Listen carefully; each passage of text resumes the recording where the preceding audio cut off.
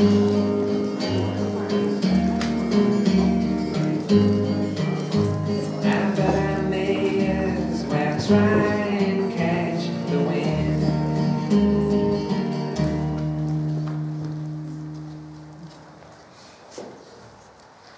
next summer, we turned 13.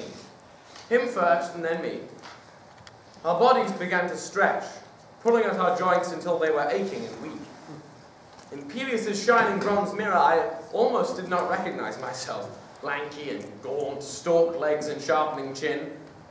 Achilles was taller still, seeming to tower above me. Eventually we would be of a height, but he came to his maturity sooner with a startling speed, primed perhaps by the divinity in his blood. The boys, too, were growing older. Regularly now we heard moans behind closed doors, saw shadows returning to their beds before dawn.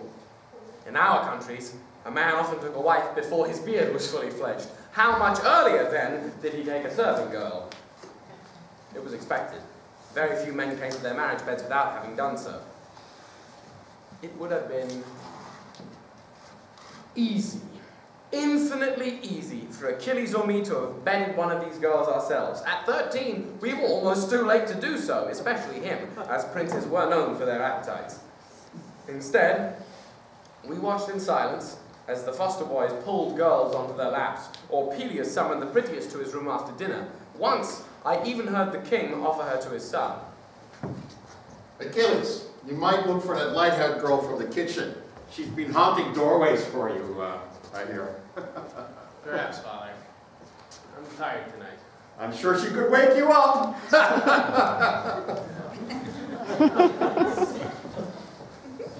As we went back to our room, we washed our faces in silence. There was an ache in me, like a rotten tooth. I could not let it be. That girl. Did you like her? What, you? No, that's not what I meant. What I was trying to say. I'm sick of talking about her.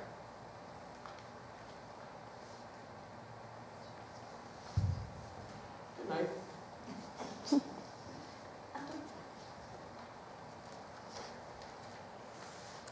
At night, images come. They begin as dreams, trailing caresses in my sleep from which I start, trembling. I lie awake and still they come. The flicker of firelight on a neck, the curve of a hip bone drawing downwards, hands smooth and strong reaching to touch me. I know those hands. But even here, behind the darkness of my eyelids, I cannot name the thing I hope for. During the days I grow restless and fidgety, but all my pacing, singing, running does not keep them at bay. They come and will not be stopped. It is summer, one of the first fine days. We are on the beach after lunch, and our backs are to a sloping piece of driftwood. The sun is high, and the air is warm around us. Beside me, Achilles shifts and his foot falls open against mine. It is cool and chafed pink from the sand, soft from a winter indoors. He hums something, a piece from a song he had played earlier. It turns to look at him. His face is smooth, without the blotches and spots that have begun to afflict the other boys. His features are drawn with a firm hand, nothing awry or sloppy, nothing too large, all precise, cut with the sharpest of knives. And yet the effect itself is not sharp. He turns and finds me looking at him. What? Oh, nothing. I can smell him. The oils he uses on his feet, pomegranate and sandalwood, the salt of clean sweat, the hyacinths we had walked through, their scent crushed against our ankles. Beneath it all is his own smell, the one I go to sleep with, the one I wake up to. I cannot describe it. It is sweet, but not just. It is strong, but not too strong. Something like almond, but even still that is not right. Sometimes, after we've wrestled, my own skin feels like it. He puts a hand down to lean against. The muscles in his arms curve softly, appearing and disappearing as he moves. His eyes are deep green on mine.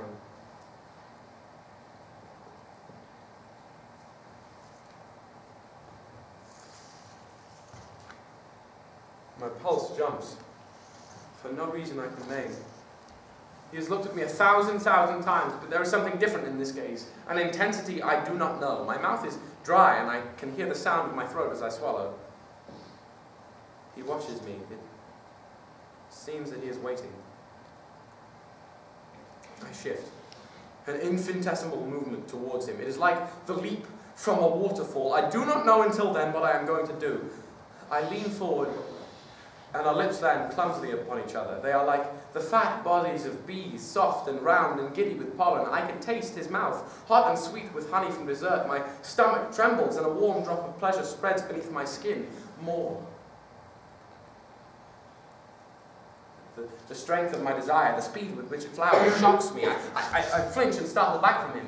I have a moment, only a moment, to see his face framed in the afternoon light, his lips slightly parted, still half forming a kiss. His eyes are wide with surprise. I am horrified. What have I done? But I do not have time to apologize. He stands and steps backwards. His face has closed over, impenetrable and distant, freezing the explanations in my mouth. He turns and races, the fastest boy in the world, up the beach and away.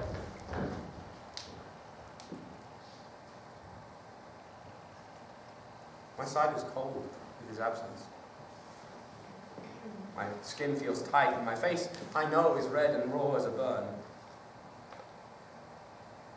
Dear gods, let him not hate me.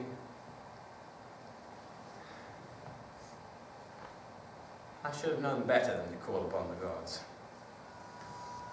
When I turned the corner onto the garden path, she was there, sharp and knife bright. A blue dress clung to her skin as if damp. Her eyes held mine, and her fingers, chill and unearthly pale, reached for me. My feet knocked against each other as she lifted me from the earth. I have seen the sound of waves breaking on stone. I could not speak. She held me by the throat. He is leaving! Her eyes were black now, dark as sea-wet rocks and as jagged. I should have sent him long ago. Do not try to follow! I could not breathe now, but I did not struggle. That much, at least, I knew. She seemed to pause, and I thought she might speak again. She did not. Only opened her hand and released me, boneless to the ground. A mother's wishes. In our countries, they were not worth much. But she was a goddess, first and always. When I returned to the room, it was already dark. I found Achilles sitting on his bed, staring at his feet. His head lifted almost hopefully as I came to the doorway. I did not speak. His mother's black eyes still burned in front of me, and the sight of his heels flashing up the beach. Forgive me, it was a mistake. This is what I might have dared to say then if it had not been for her. I came into the room, sat on my own bed. He shifted, his eyes flicking to mine. He did not resemble her the way that children normally look like a parent, a tilt of a chin, the shape of an eye. It was something in his movement, in his luminous skin, son of a goddess. What had I thought would happen? Even from where I sat, I could smell the sea on him. I'm supposed to leave tomorrow. Oh, I'm going to be taught by Chiron. He taught Heracles and Perseus. Not yet, he had said to me, but his mother had chosen differently. The next morning, at dawn, he rose and dressed. I was awake. I had not slept. I watched him through the fringes of my eyelids, feigning sleep. From time to time, he glanced at me. In the half-dim light, his skin glowed gray and smooth as marble. He slung his bag over his shoulder and paused, a last time at the door. I remember him there, outlined in the stone frame, his hair falling loose, still untidy from sleep. I closed my eyes, and a moment passed. When I opened them again, I was alone.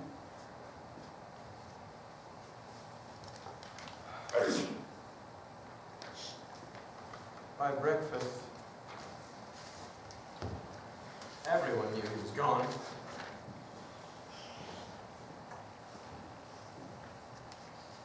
Walked to the olive grove, the earth dry beneath my feet. I could smell the sea, It was everywhere, in my hair, in my clothes, in the sticky damp of my skin. Even here in the grove, the unwholesome, salty decay still found me. I must get away from this smell. I walked to the palace road, which twisted northwards towards Mount Othrys, and then beyond to Mount Pelion.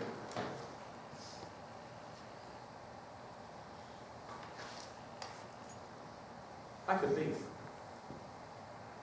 The thought was sudden and arresting. I had come to the road meaning only to escape the sea, but the path lay before me, and the mountains and Achilles. I had nothing that belonged to me. I do not even need to pack. Only my mother's lyre stayed me. I hesitated a moment, thinking I might try to go back to take it with me, but it was already midday. I had only the afternoon to travel before they would discover my absence. I glanced back at the palace and saw no one. The guards were elsewhere. Now. It must be now. I ran, away from the palace, down the path towards the woods, feet stinging as they slapped the heat-baked ground. As I ran, I promised myself that if I ever saw him again, I would keep my thoughts behind my eyes. I had learned now what it would cost me if I did not. The ache in my legs, the kniving heaves in my chest felt clean and good.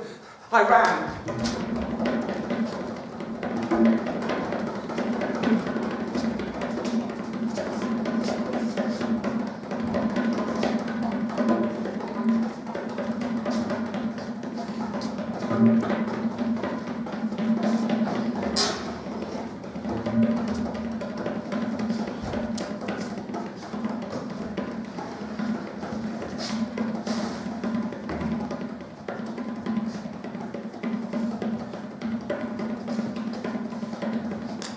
Finally,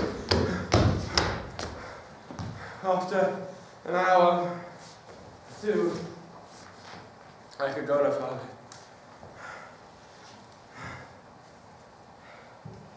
Bent over in pain. The bright afternoon sun wafering to black, the rush of blood deafening in my ears. The path was heavily wooded now on both sides, and Achilles' palace was a long way behind me. I began to walk. Hours passed.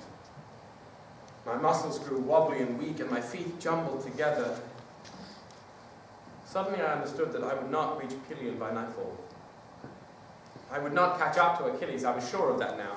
He had left the road and his horse long ago and was moving now up the slopes on foot. There was an ache in my stomach, like hunger or despair. And then there was something else. The barest sound, just of the limit of hearing, but I caught it in my skin even in the heat went cold. I knew that sound. It was the sound of stealth, of a man attempting silence. It had been just the smallest misstep, the giving way of a single leaf, but it had been enough. My fingers pinched themselves white as I tried to still all breath, all movement, to give nothing away. There was a movement from the woods at my side, and I jerked my head towards it. Too late. Someone struck me from behind, throwing me down. Forward. I closed my eyes and waited for the knife. There was nothing but silence and the knee that pinned my back. A moment passed, and it came to me that the knee was not so very heavy and was placed so that its presence did not hurt. Patroclus. Patroclus. I did not move. The knee lifted, and the hand reached down to turn me gently over. Achilles was looking down at me.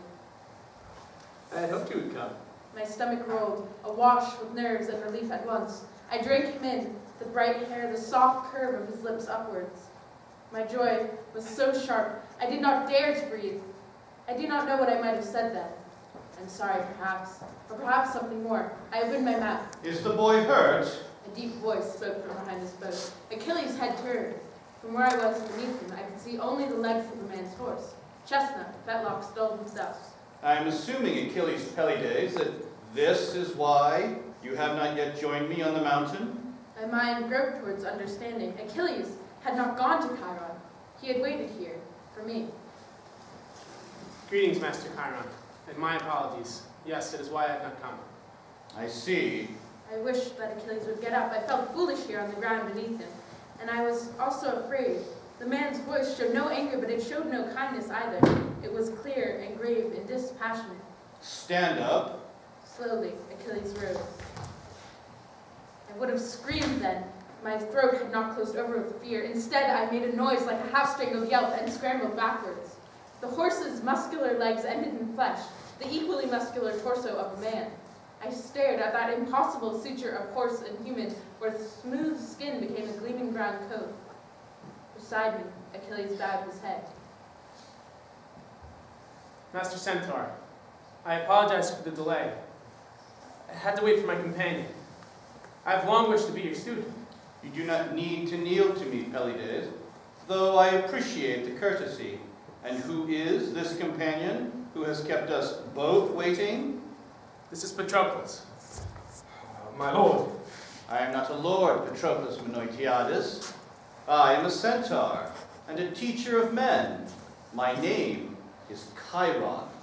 You are overtired, I think. You need water, food, both.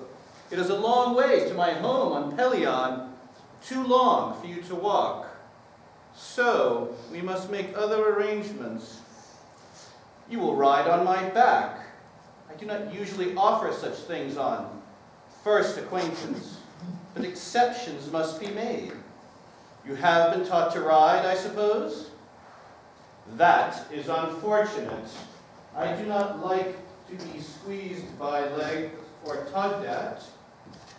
The one in front will hold onto my waist. The one in back will hold on to him.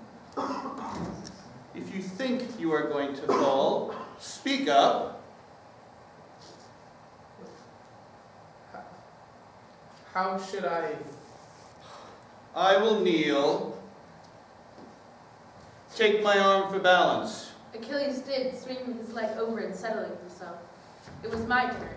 At least I would not be so in front, so close to that place where skin gave way to chestnut coat.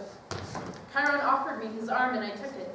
It was muscled and large, thickly covered with black hair that was nothing like the color of his horse hat. I seated myself, my legs stretched across that wide back, almost to discomfort. I will stand now. The motion was smooth, but still I grabbed for Achilles.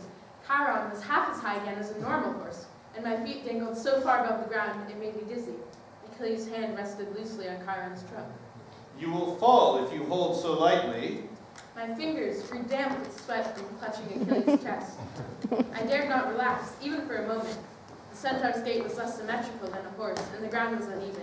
I slipped alarmingly upon the sweat-slick horsehair. There was no path that I could see, but were rising swiftly upwards through the trees, carried along by Chiron's short, unslowing steps. I winced every time a jounce caused my heels to kick into the centaur's side. As we went, Chiron pointed things out to us in that same steady voice. There is Mount Othrys. The cypress trees are thicker here, on the north side. You can see. That stream feeds the Apodanos River that flows through the Thea's lands. Achilles twisted back to look at me, grinning. We climbed higher still, and the centaur swished his great tail, swatting flies for all of us. Chiron stopped suddenly and I jerked into Achilles' back. We were in a small break in the woods, a grove of sorts, half encircled by a rocky outcrop. We were not quite at the peak, but we were close, and the sky was blue and glowing above us. We are here.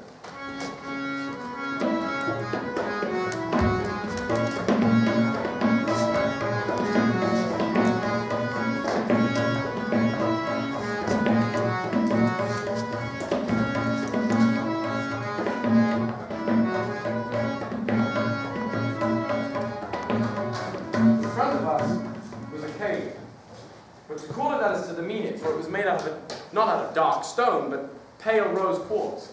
Come. We followed him through the entrance, high enough so that he did not need to stoop.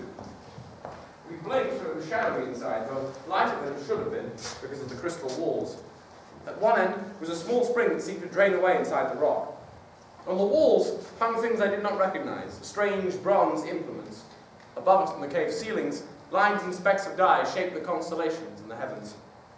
On carved shelves were dozens of small ceramic jars, covered with slanted markings. Instruments hung in one corner, lyres and flutes, and next to them tools and cooking pots. There was a single human-sized bed, thick and padded with animal skins, made up for Achilles. I did not see where the centaur slept. Perhaps he did not. Sit. Now. It was pleasantly cool inside, perfect after the sun, and I sank gratefully onto one of the cushions Chiron indicated. He went to the spring and filled cups, which he brought over to for both of us. The water was sweet and fresh. I drank as Chiron stood over me. You'll be sore and tired tomorrow, but it will be better if you eat. He ladled out stew, thick with chunks of vegetables and meat, from a pot simmering over a fire. There were fruits too, round red berries that he kept in a hollowed outcropping of rock. I ate quickly, surprised at how hungry I was. My eyes kept returning to Achilles, and I tingled with the giddy buoyancy of relief. I have escaped.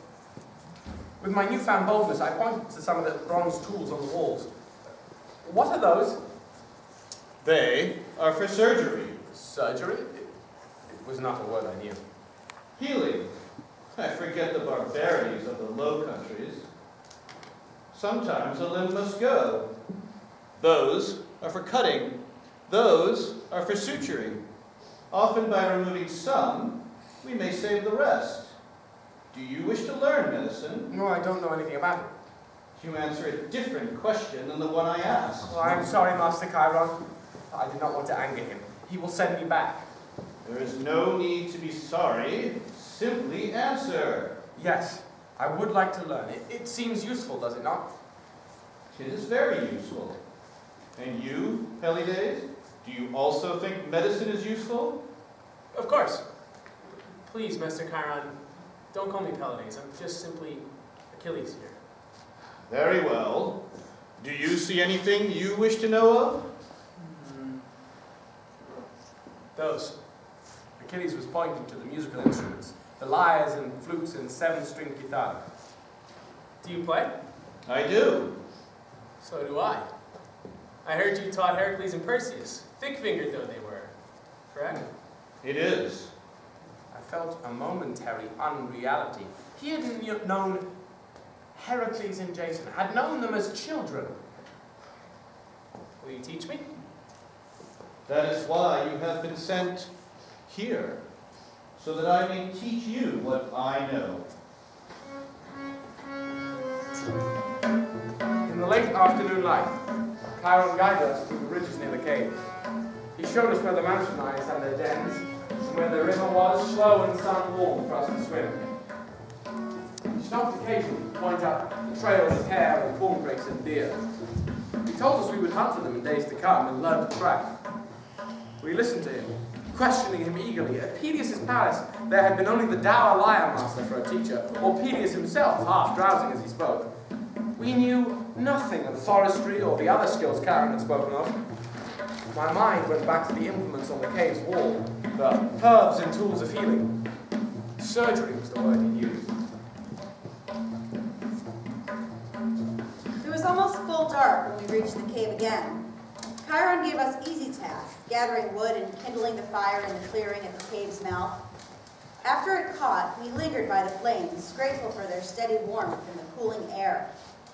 Our bodies were pleasantly tired, heavy from exertions, and our feet and legs tangled comfortably as we sat. We talked about where we'd go tomorrow, but lazily, our words fat and slow with contentment. Dinner was more stew and a thin type of bread that Chiron cooked on bronze sheets over the fire. For dessert, berries with mountain-gathered honey. As the fire dwindled, my eyes closed in half-dreaming. I was warm, and the ground beneath me was soft with moss and fallen leaves. I could not believe that only this morning I had woken in Peleus' palace. This small clearing, the gleaming walls of the cave within, were more vivid than the pale white palace had ever been. Chiron's voice, when it came, startled me. I will tell you that your mother has sent a message, Achilles. Oh. What did she say? She said that should the exiled son of Menoetius follow you, I was to bar him from your presence. Did she say why? She did not. I assume you knew her feelings on the matter. I do not like to be deceived. I'm sorry, it is not Achilles' fault. I came on my own. He did not know that I would. I did not think that... I did not think she would notice. That was foolish of you. Chiron, As it happens, the message came this morning before either of you arrived. So, despite your foolishness, I was not deceived. you knew. So you've already decided to make up your mind. You've chosen to disregard her message. She is a goddess, Achilles, and your mother besides. Do her wishes matter so little? Chiron, I honor her, but she's wrong in this. And why is she wrong, Pelides? She feels that he is just a mortal, and not a fit companion. And do you think he is? Yes. I see. And you, Patroclus, you are worthy? Well, I do not know if I am worthy, but I wish to stay. Please. When I brought the two of you here, I had not decided yet what I would do. Thetis sees many faults, some that are and some that are not. She is also young and has the prejudices of her kind. I am older and flatter myself that I can read a man more clearly. I have no objections to Patroclus as your companion. She will not be pleased, but I have weathered the anger of gods before, and now it is late and time for you to sleep. Thank you, Master Chiron.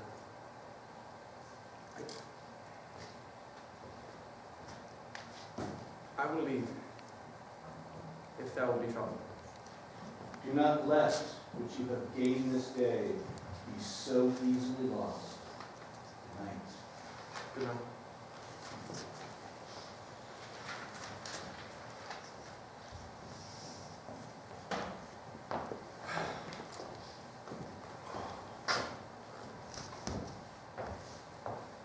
The next morning, I woke to the soft sounds of Chiron getting breakfast ready.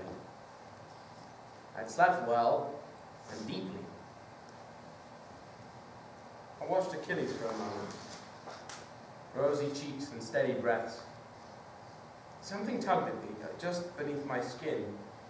But then Chiron lifted a hand in greeting and I lifted one shyly in return. It was forgotten. That day, after we ate, we joined Chiron for his chores. It was easy, pleasurable work, collecting berries, catching fish for dinner, setting quail snares. The beginning of our studies, if it is possible to call them that. For Chiron liked to teach not in set lessons, but in opportunities. When the goats that wandered the ridges took ill, we learned how to mix purgatives for their bad stomachs. When I fell down a ravine and fractured my arm, we learned how to set splints.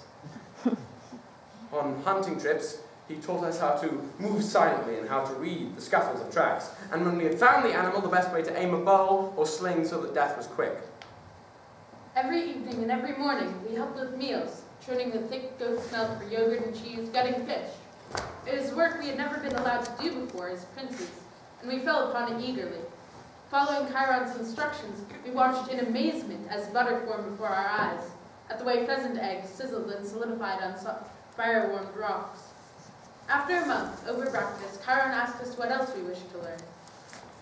Those. I pointed to the instruments on the wall. For surgery, he had said.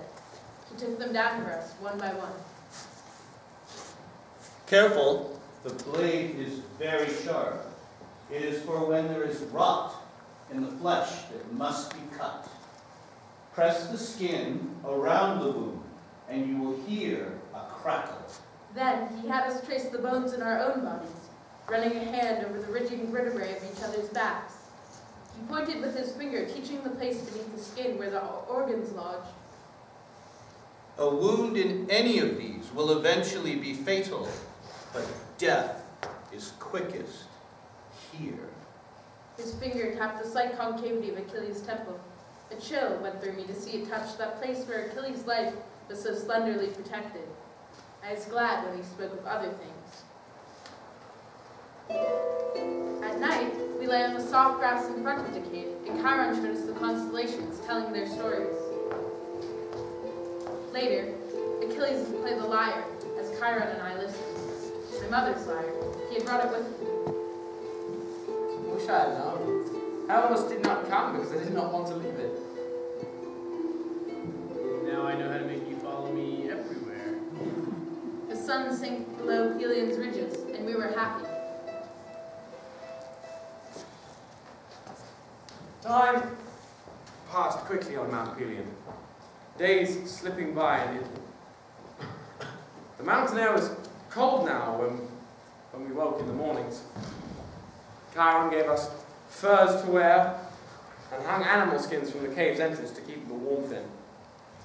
In the mornings, we marveled at the frost-etched leaves. We knew of snow from bards and stories. We had never seen it. One morning, I woke to find Chiron gone. This was not unusual. He often rose before we did to milk the goats or pick fruits for breakfast. I left the cave so that Achilles might sleep and sat out in the clearing to wait for Chiron.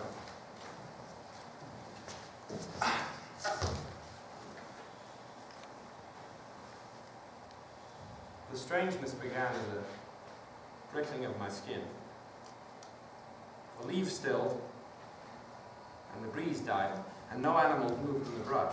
There was a quality to the silence like a held breath, like the rabbit beneath the hawk's shadow. I could feel my pulse striking in my skin.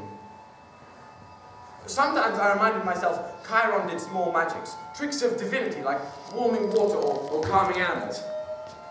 Chiron! Chiron! It is not Chiron. I turned. Thetis stood at the edge of the clearing, her bone-white skin and black hair bright as flashes of lightning. The dress she wore clung close to her body and shimmered like fishgall. My breath died in my throat. You are not to be here. The scrape of jagged rocks against a ship's hull. She stepped forward and the grass seemed to wilt beneath her feet. She was a sea nymph and the things of earth did not love her. I warned you. The black of her eyes seemed to seep into me, fill my throat to choking. I could not have cried out if I dared to. Greetings, Thetis. You are frightening the boy. He does not belong here. Her lips were red as newly spilled blood. Patroclus, you will return to the cave now. I will speak with you later.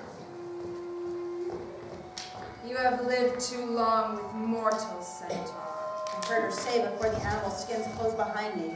I sagged against the cave's wall. My throat tasted brackish and raw. Achilles. Are you all right? Your mother is here.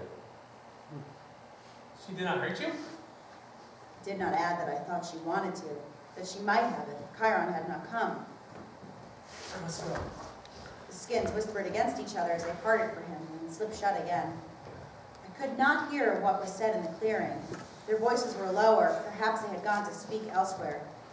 I waited, tracing spirals on the packed earth floor. I did not worry any longer for myself.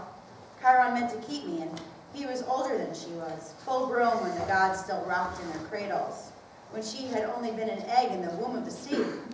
But there was something else less easy to name, a loss or lessening that I feared her presence might bring. It was almost midday when they returned. My gaze went to Achilles' face first. Searching his eyes, the set of his mouth, I saw nothing but perhaps a touch of tiredness. Threw himself onto the pallet beside me. I'm hungry. As well you should be. It is much past lunch. It's all right. She just wanted to see me, to speak to me. She will come again to speak to him. She is his mother. She is a goddess first, I thought. Yet as we ate, my fears eased. I had half worried she might have told Chiron of the day by the beach, but he was no different towards either of us, and Achilles was the same as he always was. I went to bed, if not at peace, at least reassured. She came more often after that day, as Chiron had said she would. I learned to listen for it, a silence that dropped like a curtain, and knew to stay close to Chiron then, and the cave. The intrusion was not much, and I told myself I did not begrudge her. but I was always glad when she was gone again. One morning, Achilles asked Chiron if he would teach us to fight. I do not know what made him think of this then. A winter indoors, with not enough exercise perhaps, or the visit from his mother the week before. Perhaps neither. Will you teach us to fight? There was a pause so brief I might have imagined it before Chiron answered, If you wish it, I will teach you. Later that day, he took us to a clearing behind a ridge.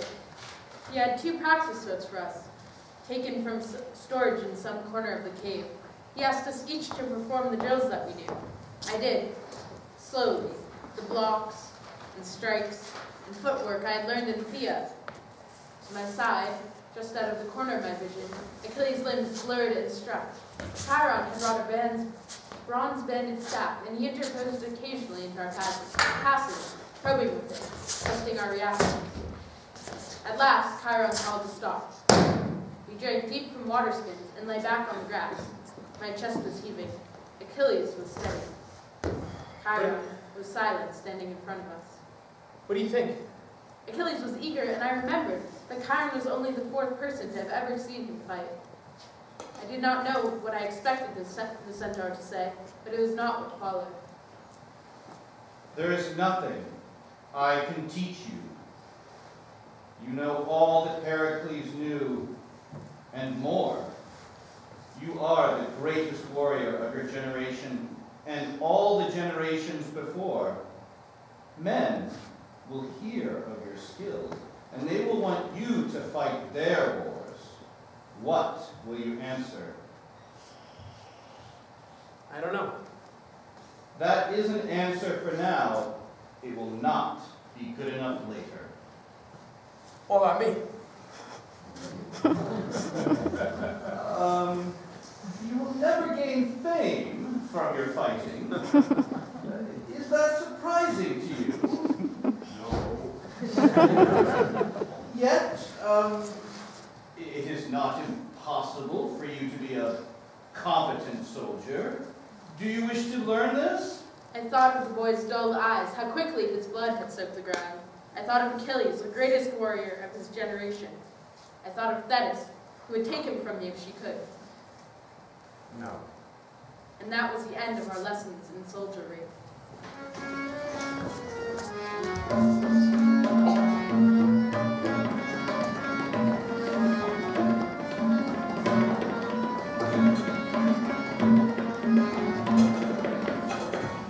Spring passed into summer, and the woods grew warm and abundant, lush with game and fruit. Achilles turned 14, and messengers brought gifts from him for Peleus. The gifts were welcome, new lyre strings and fresh tunics spun from the finest wool. Some things were less useful. There was a horse coat, thickly embroidered, meant to adorn the mount of a prince. I hope this is not for me. We tore it up for compresses and bandages and scrub cloths. That afternoon, we lay on the grass in front of the cave. Do you miss the palace? I thought of his father's gifts, the servants and their gazes, the whispering gossip they would bring back to the palace. It had been almost a year since we came. No. Me neither. I thought I would, but I don't. Days turn, and the months, and 2 years passed. It was spring, and we were 15. The winter ice had lasted longer than usual, and we were glad to be outside once more beneath the sun. Achilles was stretching, rolling limbs that were stiff from too long indoors. We'd spent the morning swimming and chasing game through the forest.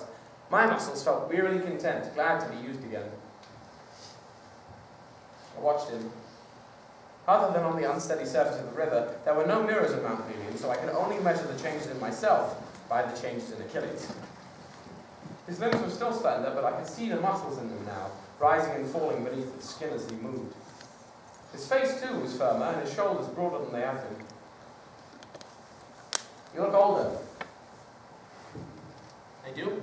Yeah. Do I? Come here.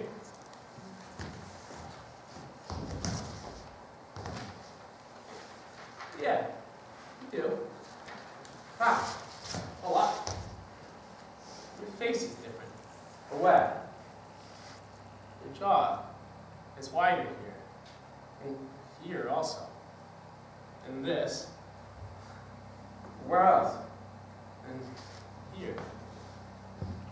Oh, that's enough. He sat again on the grass. As he resumed his stretches. I watched the breeze stir his hair. I watched the sun fall on his golden skin. I leaned back and let it fall on me as well. After some time, he stopped and came to sit beside me. We watched the grass, the trees, and the nubs of new buds just growing. I do not think you would be displeased with the way you look now. My face grew warm again, but we spoke no more of it. We were almost 16. Soon, Peleus' messengers would come with gifts. Soon the berries would ripen, and fruits would blush and fall into our hands. 16 was the last year of our childhood, the year before our fathers named us men. A marriage would be arranged for Achilles, and I might take a wife if I wished to. I remembered the snatches of conversation I had overheard from the boys, the talk of breasts and hips and coupling. But when I tried to imagine what they spoke of, my mind slid away, like a fish who could not be caught. Other images came to my head. The curve of a neck bent over a lyre, hair gleaming in the firelight, hands with their flickering tendons. We were together all day, and I could not escape. The smell of the oils he used on his feet, the glimpses of skin as he dressed. I would wrench my gaze from him and remember the day on the beach, the coldness in his eyes and how he ran from me, and always I remembered his mother.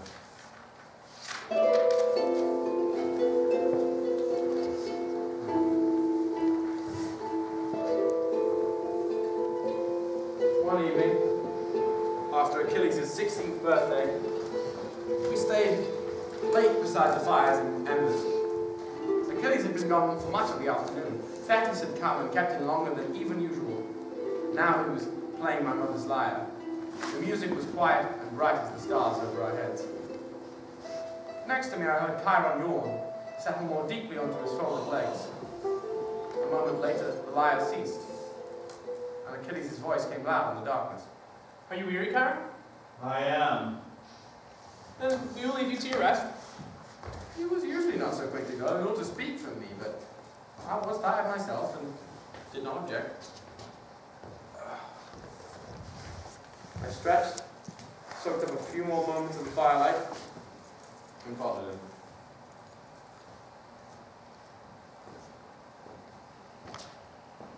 Inside the cave, Achilles was already in bed, his face damp from a wash at the spring. I washed too, the water cool across my forehead. You have not yet asked me about my visit with my mother. How is she? She's well. This was the answer he always gave, and why sometimes I did not ask him. Good. She says she cannot see us here. Hmm? She cannot see us here. I'm feeling it. What do you mean? I asked her if she watches us. She said she doesn't. She was not happy I had asked. She was not happy. I wish to tell you because I thought you would like to know.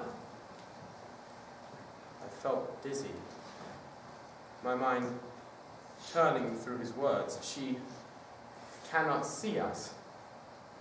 There was a wildness in me, of hope and terror.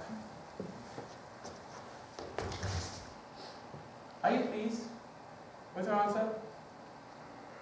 Yes. We lay there a moment.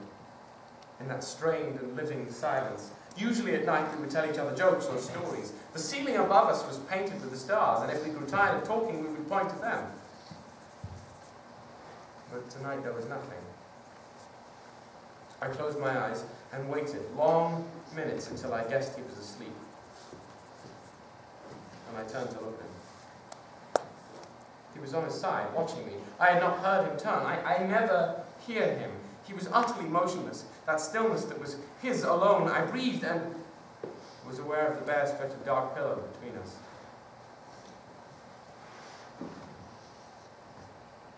He leaned forward. Our mouths opened under each other, and the warmth of his sweetened throat poured into mine. I could not think. I could not do anything but drink him in, each breath as it came, the soft movement of his lips. It was a miracle. I was trembling, afraid to put him to flight. I did not know what to do, what he would like. I kissed his neck, the span of his chest, and tasted the salt. He smelled like almonds and the earth. He pressed against me, crushing my lips to wine. I knew Achilles' golden skin and the curve of his neck, the crooks of his elbows. He was outlined now against the painted stars. Polaris sat on his shoulder. I said his name, I think. It blew through me. I was hollow as a reed hung up for the wind to sound. There was no time that passed but our breaths.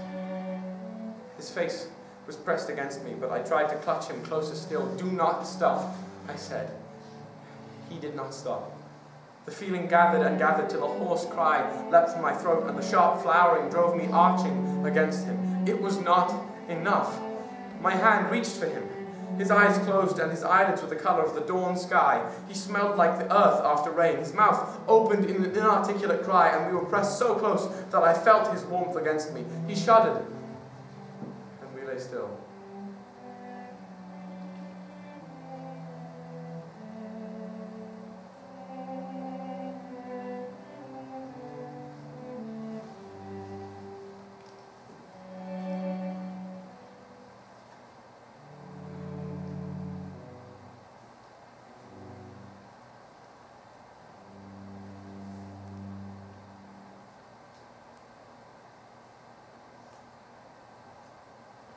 Slowly, like duskfall, I became aware of my sweat and the dampness of the covers.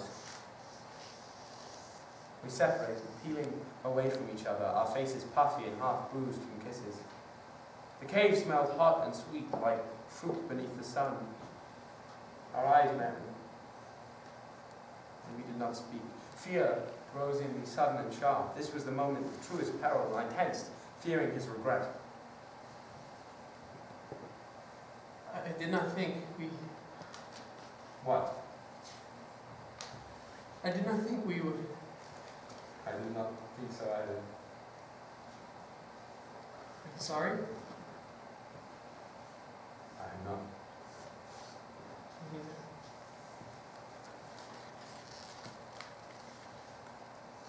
There was silence then, and I did not care about the damp palate or how sweaty I was. His eyes were unwavering, green flecked with gold. A surety rose in me, lodged in my throat. I will never leave him. It will be this always, for as long as he will let me. If I had words to speak such a thing, I would have. But there were none that seemed big enough for it, to hold that swelling truth. As if he had heard me, he reached for my hand. I did not need to look. His fingers were etched into my memory, slender and petal veined, strong and quick and never wrong. Patroclus. He was always better with words than I. Next morning, I awoke lightheaded, my body woozy with warmth and ease. After the tenderness had come more passion. We had been slower then, and lingering, a dreamy night that stretched on and on. We stayed in bed, just like that, until the cave was bright and morning. and Chiron called. We ate and ran to the river to wash. I savored the miracle of being able to watch him openly, to enjoy the play of dappled light on his limbs, the curving of his back as he dove beneath the water. Later, we lay on the riverbank, learning the lines of each other's bodies anew. This, and this, and this. We were like dogs at the dawning of the world, and our joy was so bright we could see nothing else but each other. If Chiron noticed the change, he did not speak of it, but I could not help worrying. Do you think he will be angry? Do not think so. But he might. Surely he must know by now. Should we say something? It was not the first time I had wondered this. We have discussed it often, eager with conspiracy. If you like. That is what he had said before. You don't think he will be angry? Doesn't matter. I would not stop anyway. But he could tell your father, and he might be angry. So what if he is? Well, what about your mother? This was the trinity of my fears. Chiron, Peleus, and Thetis. What could she do? Kidnap me? She could kill me, I thought. But I did not say this. The breeze was too sweet, and the sun too warm for a thought like that to be spoken. Are you worried that they might be angry? Yes. I would be horrified to find Chiron upset with me. Disapproval had always burrowed deep within me. I could not shake it off as easily as Achilles did, but I would not let it separate us, if it came to that. No. Good. Name one hero who was happy.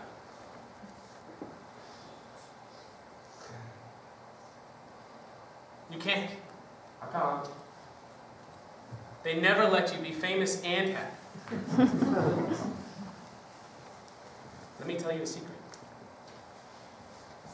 Tell me. I'm going to be the first. Swear it. Why me? Because you're the reason. Swear it. I swear it. I swear it. I feel like I could eat the whole world raw. The trumpet blew, several on the slopes beneath us. It was abrupt and ragged as a sound in a warning. Before I could speak or move, he was on his feet, his dagger out, slapped it from the sheath on his thigh. It was only a hunting knife, but in his hands it would be enough. He stood poised, utterly still, listening with all his half-god senses. I had a knife too. Quietly, I reached for it and stood. He had placed himself between me and the sound. I did not know if I should go to him, stand beside him with my own weapon lifted. In the end, I did not. It had been a soldier's trumpet, and battle, as Chiron had so bluntly said, was his gift, not mine. The trumpet sounded again. We heard the swish of underbrush tangled by a pair of feet. One man. Perhaps he was lost, perhaps in danger. Achilles took a step towards the sound. As if in answer, the trumpet came again. Then a voice bawled up the mountain. Prince Achilles! Achilles, I'm here for Prince Achilles! It's from your father. Only a royal herald would know where to call for us. We are here! Where? Can you follow my voice? He could, though poorly. It was some time before he stepped forward into the clearing. His face was scratched, and he had sweated through his pal's tunic. He knelt with ill grace. Achilles had lowered the knife, though I saw how tightly he still held it. Yes? My lord, there's urgent business at home. Your father's son was here. What sort of business? Your pardon, I do not know all of it. Messengers came to Peleus from Mycenae. He plans to speak to the news, to the people, and wishes to be there. Patroclus and I will need time to pack our things. On the way back to the cave in Chiron, Achilles and I speculated about the news. Mycenae was far to our south, and its king was Agamemnon, who liked to call himself a lord of men. He was said to have the greatest army of all of our kingdoms. We will only be gone for a night or two. I was grateful to hear him say it. Just a few days. I heard the shouts. My father has summoned us home. Business. I see. He seemed larger than usual, standing there, hooves dull against the bright grass, his chestnut-colored flanks lit by the sun. I wondered if he would be lonely without us. I had never seen him with another centaur. We asked him about them once, and his face had gone stiff. Barbarians, he'd said. We gathered our things and went to say our farewells to Chiron.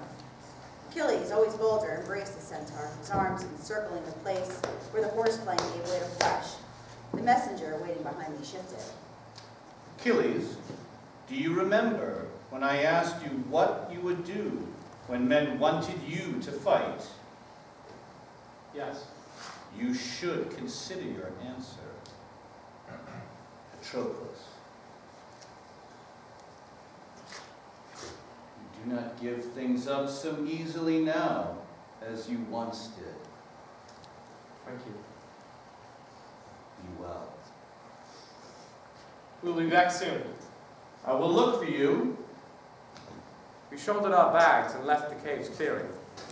The sun was already past the meridian, and the messenger was impatient.